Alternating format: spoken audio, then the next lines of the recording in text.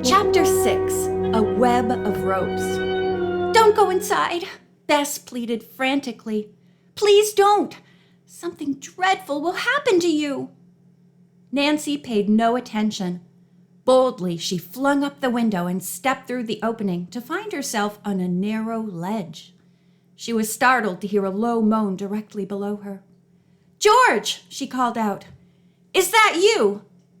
"It's all that's left of me," a faint voice said with a groan. Picking her way down the treacherous stone steps, Nancy descended quickly. When her eyes became accustomed to the gloom, she found George lying at the bottom, surrounded by broken glass. The girl's arms had been cut in several places. "What happened?" Nancy gasped, mopping the blood with her handkerchief. "Oh, I've had a horrible time," George complained. "I got lost in a musty old passageway. When I found it was a dead end, I stumbled back the way I'd entered. Finally, I reached the top of these steps and then slipped. I clutched at something hanging on the wall.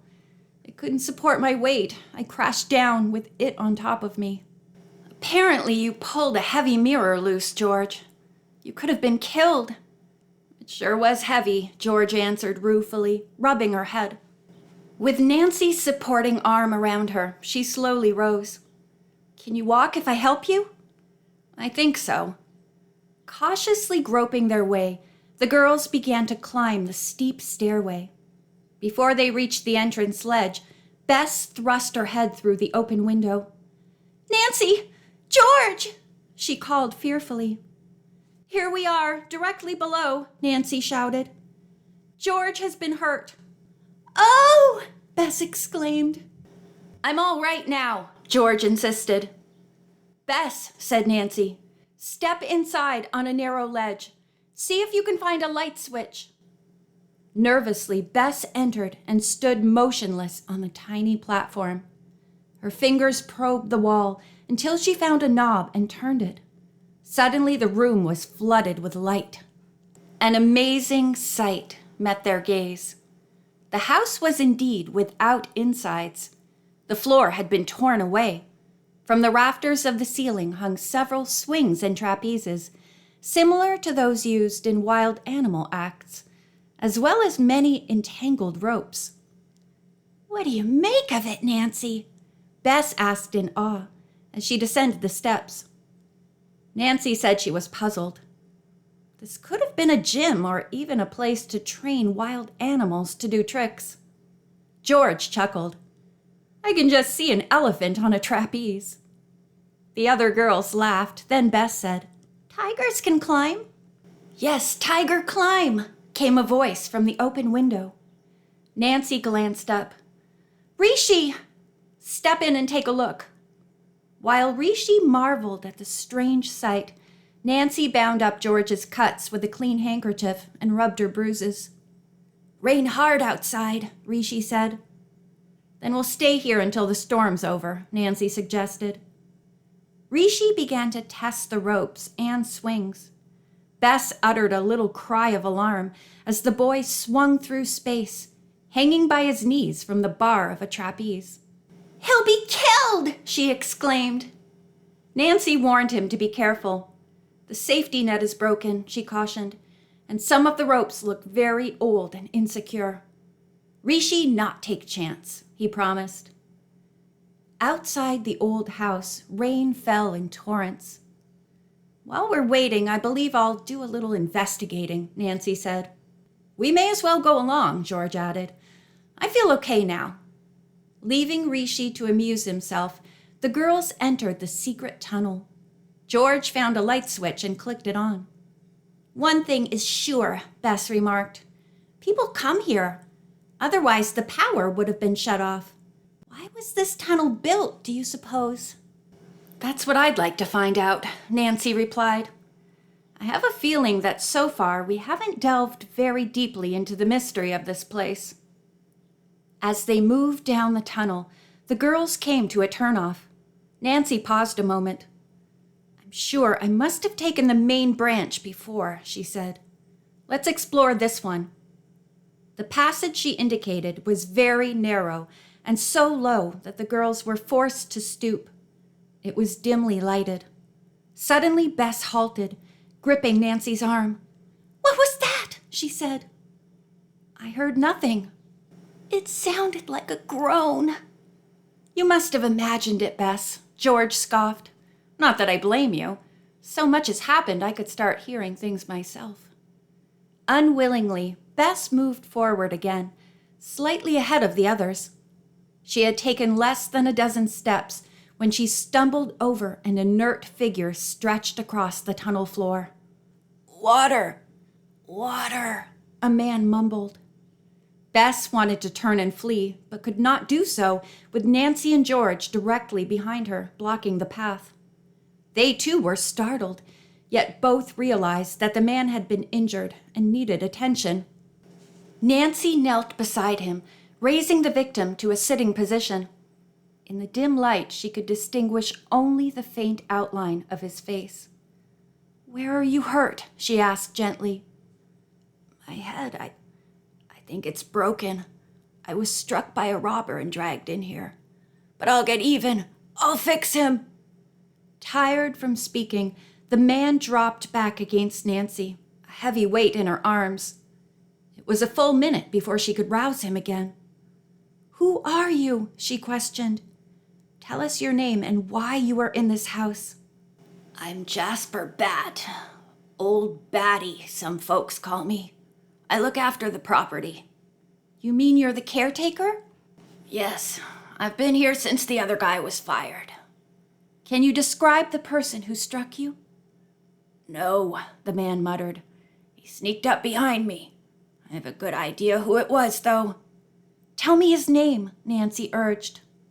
"No," Jasper Bat muttered. "I'll track him down myself, and I'll get my papers back, too." "Papers?" Nancy inquired alertly.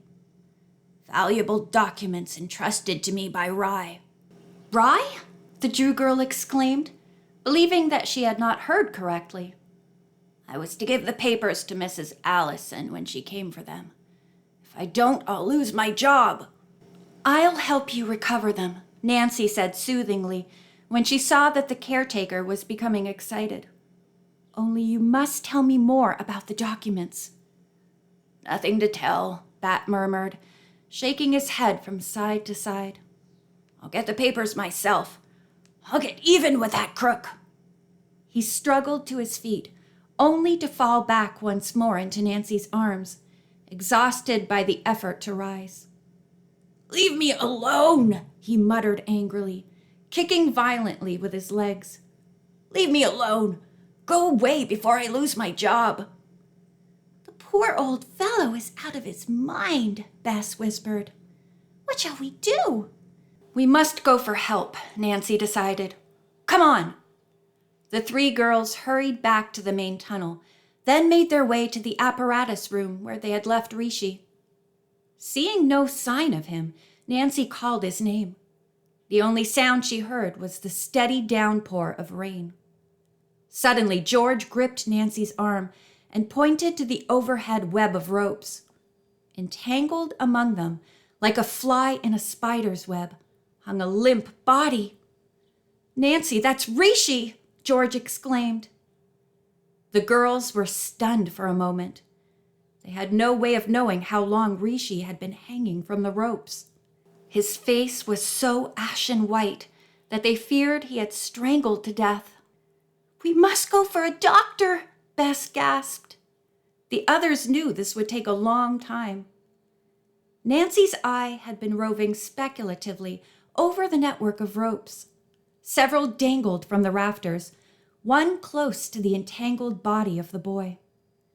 If she could climb the adjoining rope, she might be able to reach Rishi and cut him loose. "See if you can find a knife or any sharp instrument," she asked the girls.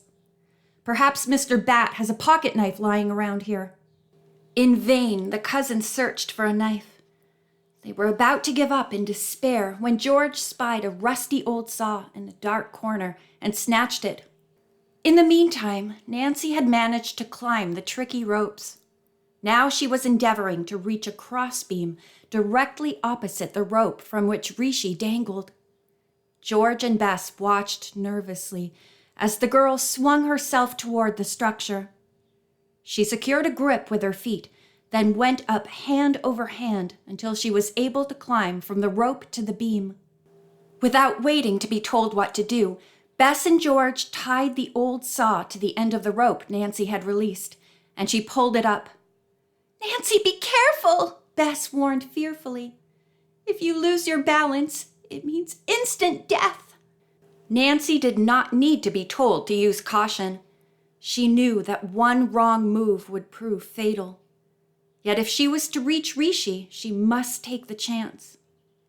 Clinging to the rope for support, and with her feet on the beam, Nancy leaned forward. She reached out until she was able to grasp the boy's jacket. Nancy pulled the limp body toward her, lashing him fast to the crossbeam. Next, she grasped the rusty saw and severed the rope that had entangled him. "Is he still alive?" George called anxiously. "I don't know." Using another rope, which Bess and George swung up to her, Nancy tied it securely around Rishi's body. Next, she severed those that held him to the beam, then slowly lowered the boy to the extended arms of Bess and George. When Rishi was safely at the basement level, Nancy quickly slid down one of the ropes to join her friends. "I'm sure he's dead," Bess whispered. End of chapter 6.